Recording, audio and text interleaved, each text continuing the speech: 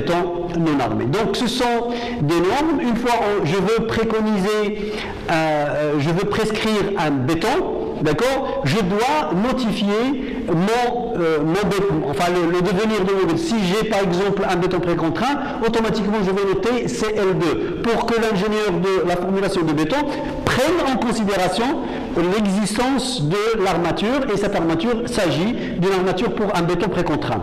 La même chose pour le béton armé, et la même chose si je vais utiliser par exemple le ciment classe CEM3.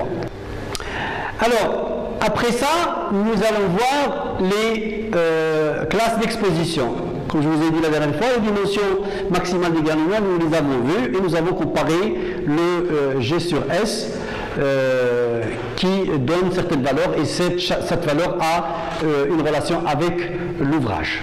Alors, les classes d'exposition, c'est la chose, soi-disant, la plus importante, enfin tout ça c'est important, mais la chose la plus importante dans la prescription d'un béton, c'est les classes d'exposition. Et quand on parle d'une classe d'exposition, on parle généralement de l'exposition de l'ouvrage.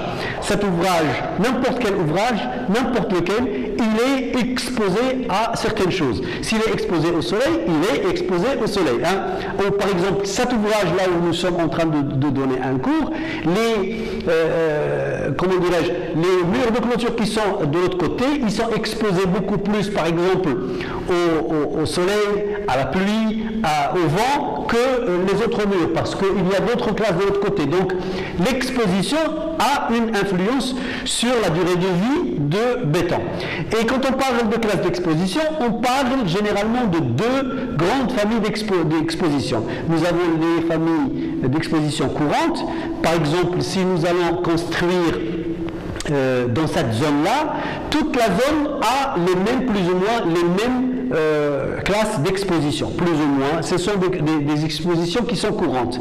Mais des expositions qui sont particulières, c'est uniquement pour ce local, par exemple, ou uniquement pour ce mur, par exemple, ou uniquement pour cette fondation ou cette semelle.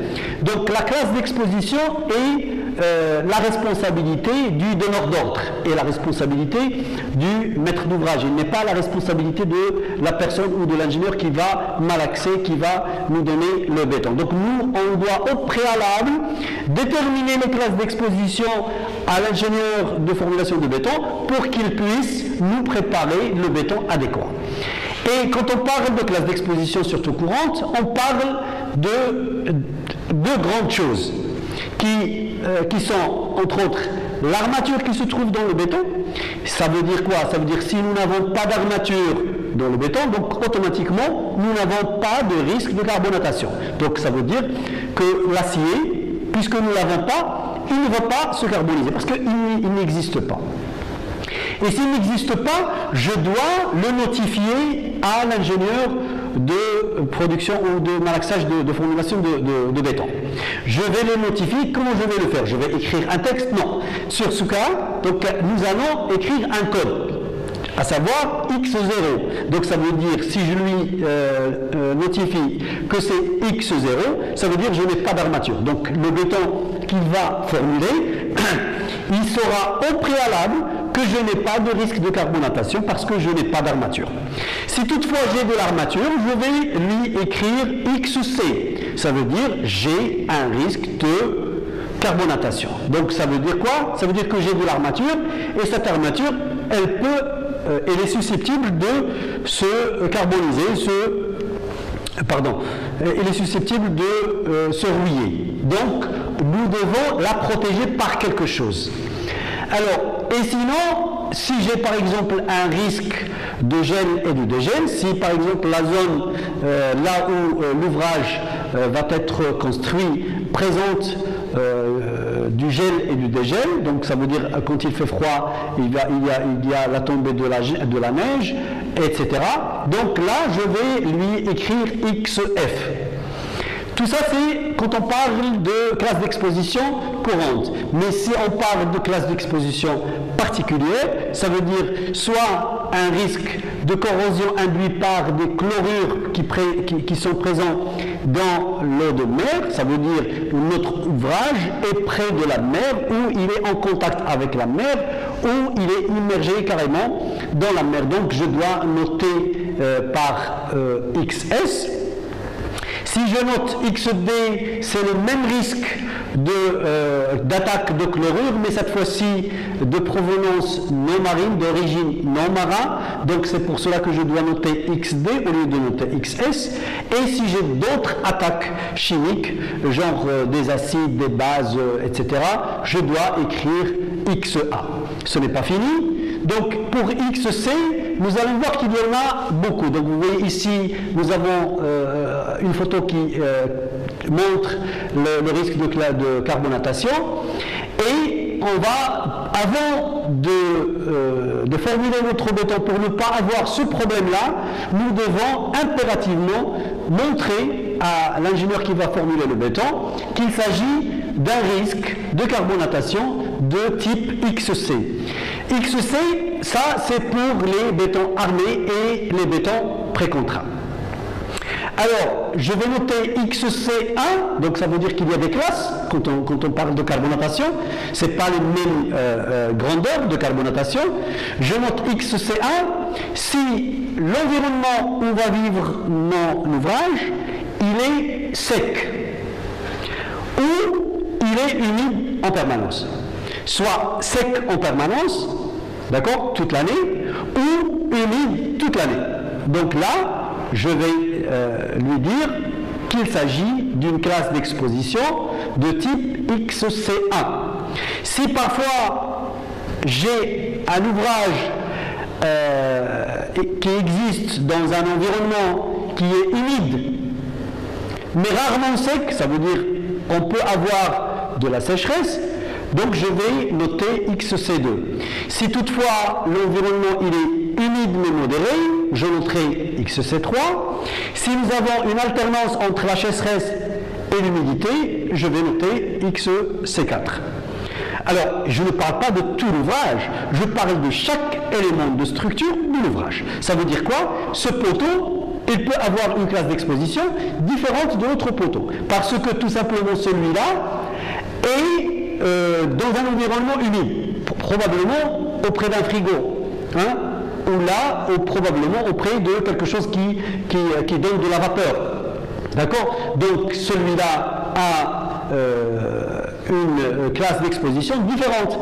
La dalle qui se trouve ici, ce n'est pas comme la dalle qui va se trouver à la terrasse. Donc c'est différent. À la terrasse, il y a une exposition à la pluie, il y a une exposition au soleil, il y a une exposition à l'humidité de la nuit, probablement du vent qui va être avec de la brume, etc. Mais cette dalle qui ne se trouve pas à la terrasse, elle n'est pas exposée de la même manière que l'autre. Donc les classes d'exposition, ils peuvent être différentes dans un seul ouvrage, pas dans des ouvrages différents, dans un seul ouvrage. Donc ça veut dire quoi? Ça veut dire que le béton que nous allons formuler, il peut être différent. Dans la majeure partie des cas, il doit être différent. Donc ce poteau doit avoir un béton différent de l'autre, différent de la dalle, différent de tous les structures de l'ouvrage. Alors, si on va noter XF, c'est parce que, comme vous voyez ici sur la photo, nous avons un risque de gel et de dégel. Donc probablement, il va y avoir l'existence de la neige, et cette neige, elle peut influencer sur le béton. Alors, pour ne pas influencer sur le béton, je vais dire à l'ingénieur qui va formuler mon béton que, attention, j'ai un risque de neige, j'ai un risque de gel et de dégel, que je vais noter par XF. Ce XF, si j'ai un gel qui est modéré, faible ou modéré, je vais noter XF1, sans existence de sel. Ou XF3, s'il est sévère, sans existence de sel. Si j'ai le sel, en plus du gel, donc il sera XF2 si le gel il est faible ou modéré, et XF4 si ce gel-là il est sévère. Quand on parle de modéré et sévère, Ifrane c'est pas comme Moscou, c'est différent. Donc ça c'est très faible et Moscou c'est très sévère, donc c'est différent. Alors, quand on parle de chlorure ou de risque d'attaque de chlorure, on parle essentiellement de l'armature. Et quand on parle de l'armature, on parle principalement de béton armé et de béton précontraint. Alors, pour cela, si j'ai par exemple mon ouvrage ou la partie de l'ouvrage que je vais définir, sa classe d'exposition, elle est exposée uniquement à de l'air qui véhicule du sel d'origine marin, donc je vais écrire XF1, ça veut dire que cette partie de structure elle n'est pas en contact avec la mer, d'accord, il ne touche pas l'eau de mer, mais uniquement du vent qui véhicule du sel marin. Si toutefois j'ai mon ouvrage qui est immergé en permanence dans l'eau de mer, je vais noter XS2, mais si toutefois il s'agit d'un ouvrage dans une zone de marnage, ça veut dire l'eau de mer elle atteint l'ouvrage et puis elle disparaît, et puis il atteint, il le touche et puis il le quitte, donc je vais noter XS3. Ça veut dire quand il va le toucher et le quitter c'est beaucoup plus sévère si l'ouvrage vit carrément dans l'eau de mer. Alors ça c'est quand il s'agit d'une attaque de chlorure, existant dans l'eau de mer. Mais si cette chlorure existe mais d'origine non marin, au lieu de noter XS1, je vais noter XD1. Je vais noter XD1 et je vais enlever le C, parce que l'environnement il est humide modéré. Donc je ne dois pas notifier XC1 plus XD1. Tout simplement parce que c'est la même chose. Donc l'environnement il est humide modéré, je noterai XD1. Humide rarement sec, je noterai XD2. Et si nous avons une alternance entre humidité et sécheresse, je noterai XD3. Donc tout simplement parce qu'il y a la carbonatation et il y a l'existence du chlorure d'origine non marin. Quand il s'agit d'une attaque chimique, une société qui manipule ou qui stocke par exemple des produits chimiques, il y a un risque chimique, d'accord? Donc, ou par exemple j'ai un sol qui contient un produit chimique. Par exemple, il contient du phosphore, ou il contient du chlore, ou il contient du gaz carbonique. Donc c'est un produit chimique. Ce produit chimique, il attaque l'ouvrage. Il va attaquer la semelle, il va attaquer les murs quand il s'agit d'un produit qu'on va stocker, etc. Et je dois notifier ça à l'ingénieur qui va formuler mon béton pour éventuellement formuler un béton optimal pour qu'il dure le plus longtemps possible.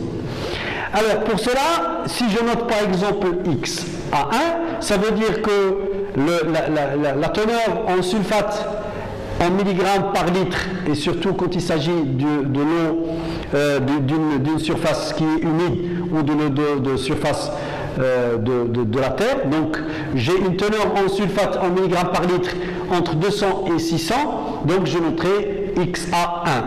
Si sa teneur est beaucoup plus élevée, ça veut dire entre 600 et 3000, je noterai XA2, et si la teneur est encore beaucoup plus élevée, je noterai XA3. De même pour le pH, donc un pH entre 6,5 et 5,5, donc c'est XA1, XA2 entre 5,5 et 4,5, et ainsi de suite.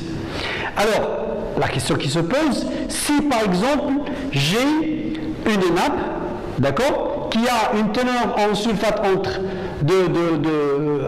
une teneur en sulfate en milligrammes par litre de 400, ça veut dire que je dois noter XA1, j'ai un pH mètre de 5, donc je dois noter XA2, et j'ai une teneur en gaz carbonique en milligrammes par litre de supérieur à 100. Qu'est-ce que je dois noter? XA1, XA2 ou XA3, ou je dois noter l'ensemble? Non, je ne noterai que le plus élevé, que le plus défavorable qui est